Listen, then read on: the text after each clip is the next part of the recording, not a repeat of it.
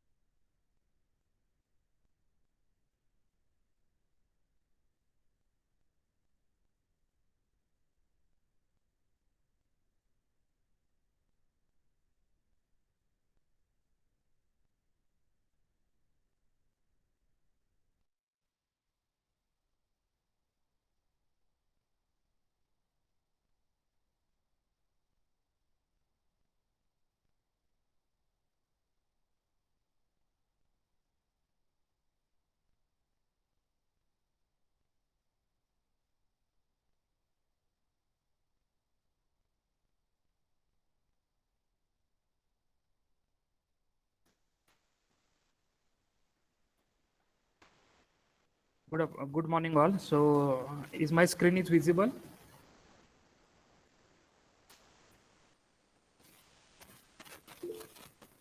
Yes, sir. Yes. Okay. Okay. So, let us start with our topic that yesterday we have started with. So, here we have started this second unit, that is macro and macro processor. So, introduction to that. So, we have seen the definition. What is meant by macro? So, we'll revise quickly what we have seen in yesterday, and then we'll go with our next topic. So these macro instructions are nothing but a single line abbreviations which is used for a repeated group of instructions or set of instructions. So that group of instructions, sometimes it is going to be replaced by a single macro call or a single name or single line of instruction in order to reduce the code of or program size. So that is only the purpose of declaring these macros and avoiding repeated work. So while writing your source program. So that is only the advantages that we can say why we are using, or what is the purpose of this macro that we are defining in any programming language like C or any other in assembly language also. So in C language, we know that hash is a preprocessor which is used for defining any pre-processing task or any macros if you want to define in C language. So these repeated group of instructions are going to be replaced by that name. So that is simple definition of the macro that we have seen.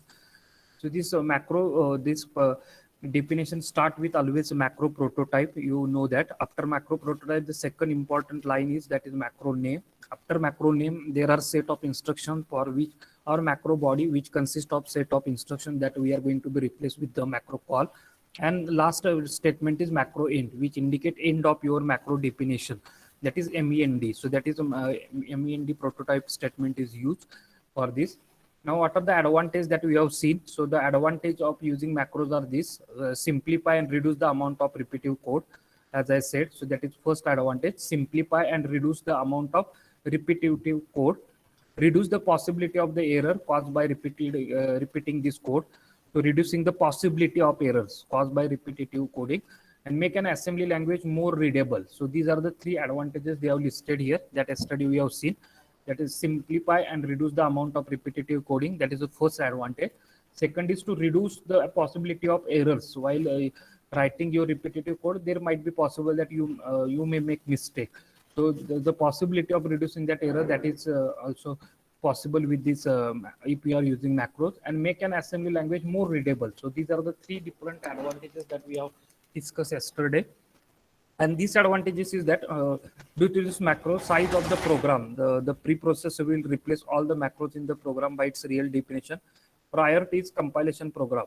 The size of the program is one of the disadvantages. That means after expansion of the code, the actual source program get bigger in the size, because we have replaced, if we are substituting its actual call in your source program, then the size of the program, that is only the limitation for this particular macros that we can call. And preprocessor will always replace all these macros before compilation process is start.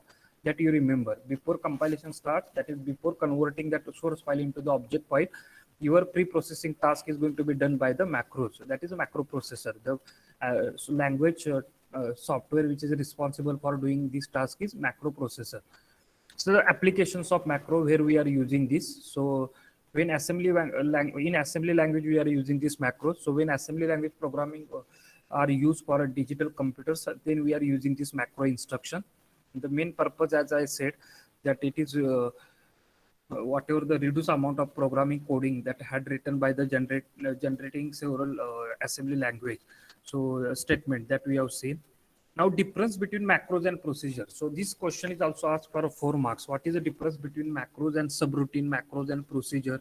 So that question always asked in your in same examination whenever we are having that time written exam. These questions are asked for 2 times. This 4 mark question. So here the list of differences also it is given.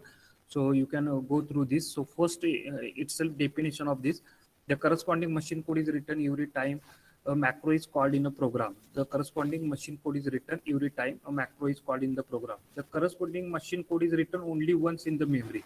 In case of procedure, the corresponding machine code is written only once in the memory. So that is advantage of the procedure over macros. Here every time we are writing the code, so in the main memory. So whenever that machine code is written, every time the macro is called in the program, that code is replaced. But here only once that code is stored, and that can be called substitute whenever it is called. The corresponding machine code is written only once in the memory. So that is the difference between macros and procedure. Program takes up more memory space as macros.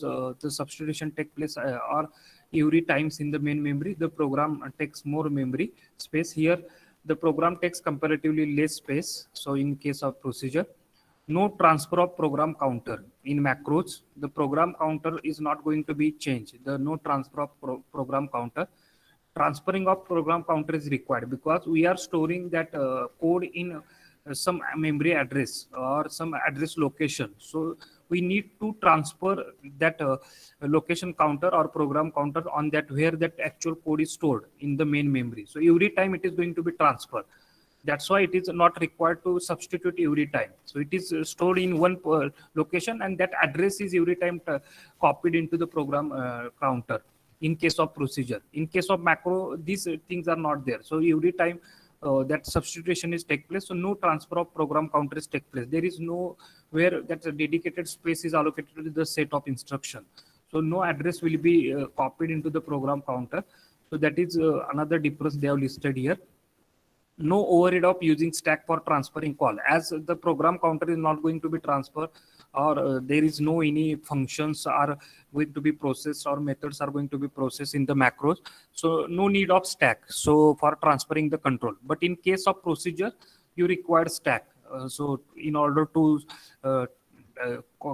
take that call, how that functions or procedures are processed. So based of that are going to be stored in the stack, and as stack is a first in last out, so last for inner functions or inner procedure is processed first, then outer procedure. So in that order they are going to be inserted into the stack. So here the no use of stack required in case of macros. Here stack is required for procedure. Then execution is faster in macros. Execution is comparatively low. The assembly time is more in case of macros because the code size is bigger. That's why assembly time is more. Here assembly time is comparatively less. So then seventh difference they have listed is advantages. So more advantages to the program when program repeated group of instructions are too short, and more advantages to the program when repeated group of instruction is quite large. So procedures are useful when your instructions are quite large, and these are useful when your repeated group of instructions are too short. So these are the 7 differences they have mentioned here. So this question can be asked for 4 marks. So you can note down this, or after that I will upload in this into the Google Classroom. So from where you can see this, and these differences are very simple. Similarly, they will ask again difference between macros and subroutine. So we'll discuss this difference. The macro name in the mnemonic field leads to the expansion only, where subroutine name in the call statement in the program leads to the execution. So whenever subroutine name is called, then program leads for the execution. And here, whenever the macro name is called, the program that it leads to the expansion. So whenever the macro name is called, the expansion is take place, and whenever subroutine is called, the execution is take place. So that is only the difference between this first macro and subroutine. The macro are completely handled by the assembler during assembly time. So this is another difference, that macros are completely handled during assembly time and by the assembler, whereas subroutine is handled by any hardware at runtime. So this is and that were completely handled by particular hardware at runtime.